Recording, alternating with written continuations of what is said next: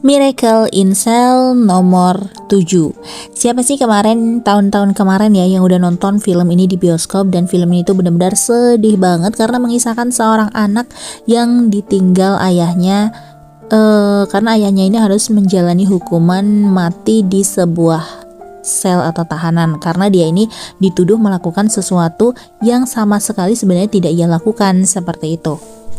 Nah, Miracle in Cell nomor 7 ini kemudian di remake nih saat ini di versi Indonesia, berlanjut dengan To End Miracle in Cell nomor 7.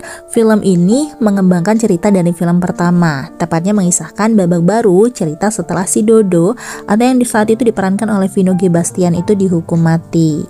Nah, sequel ini tidak lagi digarap Hanung Bramantyo nih sebagai sutradaranya, melainkan Herwin Novianto yang sebelumnya menggarap Kang Ma from Pima. Oh, jadi ganti sutradara nih guys ceritanya. Ceritanya sendiri ini mengambil latar belakang 2 tahun sejak kepergian ayahnya atau Dodo, di mana ayah Dodo ini pada saat itu dieksekusi setelah dihukum mati karena dipaksa mengakui kesalahan yang tidak pernah ia lakukan. Ya, sedih banget ya guys ya, ketika dia harus menjalani hukuman mati dengan kesalahan yang sebenarnya sama sekali nggak pernah dia lakukan. Kayak inget banget sih waktu itu nontonnya sampai berderai air mata ya kan, karena mempertanyakan di mana sih letak keadilan di negara kita ini. Tapi ya udahlah, kita lanjutkan saja ya ceritanya. Jadi anaknya yang bernama Kartika itu kala itu menjadi yatim piatu nih pada akhirnya, dan ia itu diadopsi oleh Hendro Sanusi atau yang diperankan oleh Denny Sumargo, yang notabene dia itu merupakan kepala sipir penjara tempat Dodo dulu mendekam, dan juga istrinya Linda yang diperankan oleh Agla Artalidia. Nah, kehidupan itu saat ini tuh menjadi sebuah babak baru nih bagi Kartika maupun Hendro dan juga Linda. Karena pada saat itu tuh pernikahan mereka, si Hendro dan Linda ini juga belum dikaruniai seorang anak. Jadi mereka itu sebuah anugerah gitu ya, bisa merawat si Kartika tersebut dan menganggap si Kartika ini benar-benar kayak anak kandung mereka nih, diperlakukan seperti anak kandungnya sendiri. Si Kartika ini merasa nyaman banget dengan Hendro dan juga orang tuanya karena serupa pasangan suami istri, itu merasa kehadiran Kartika melengkapi rumah tangga mereka. Nah, Hendro sendiri nih yang telah mengenali sosok ayah Dodo dan Kartika sejak lama, juga sering berbaik hati mengizinkan putri angkatnya bertemu narapidana lain di sel nomor 7. Jadi si Kartika ini sering banget nih main ke sel nomor 7. Hal itu membuat Kartika sering bertemu dengan teman-teman si ayahnya nih, seperti Japra atau Indro Warkop, terus Zaki, Tora Sudiro, terus juga Bewok yang diperankan oleh Rigel Rekelna, ada Gepeng juga, Indra Jegel, dan Bule Briando Mani. Meski begitu, si Hendro ini bersama narapidana yang lain sepakat nih guys untuk merahasiakan kematian sang ayah Dodo dari Kartika. Kartika ini benar-benar nggak tahu kalau ayahnya itu udah dihukum mati dan udah benar-benar meninggal. Dia itu berpikir kalau si ayahnya ini masih hidup, makanya dia sering banget nemuin teman-teman si ayahnya. Jadi kayak miris banget ya, si Kartika ini berharap bisa bertemu dengan ayahnya gitu. Makanya dia terus main ke sel tahanan nomor 7 berharap nih ayahnya bakal balik kayak gitu.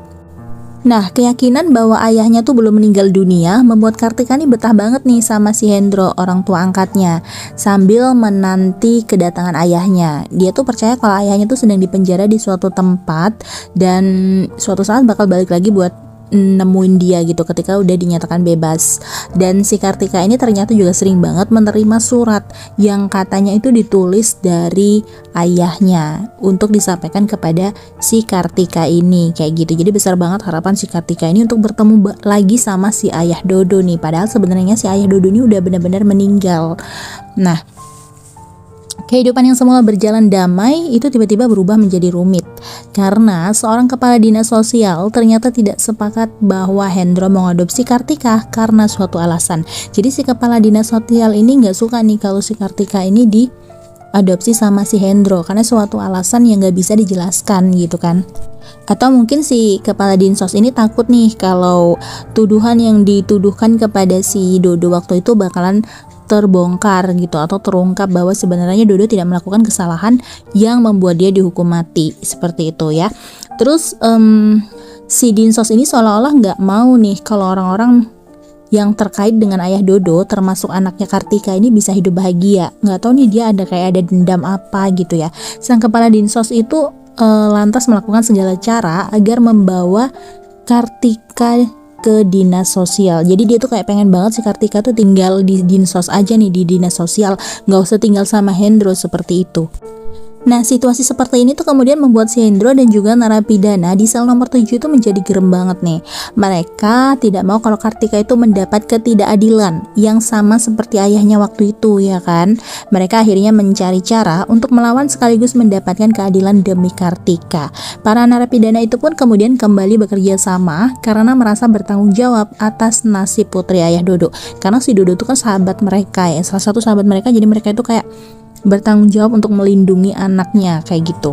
Si abang sutradara Herwin Novianto ini juga dikenal sebagai sutradara di film Kapan Pindah Rumah, film Kembang Api, hingga film Kang Mak From Pima.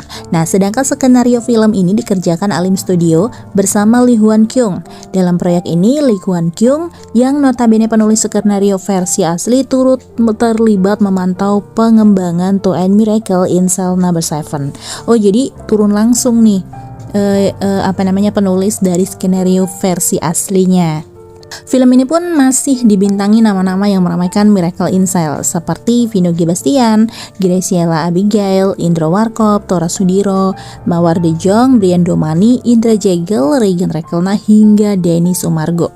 Film ini juga sudah tayang ya di bioskop tanggal 25 Desember 2024 tahun lalu, karena sekarang udah 2025, tapi film ini ternyata masih tayang juga di bioskop. Jadi kalau kalian penasaran banget ya pengen nonton versi fullnya sampai awal hingga akhirnya gimana, kalian bisa langsung OTW ke bioskop sekarang. Dan jangan lupa balik lagi ke sini buat kasih komen kira-kira bagus gak sih film itu untuk direkomendasikan atau sebagai tontonan favorit ya. Terima kasih udah nonton video ini, sampai jumpa, jangan lupa subscribe, dadah.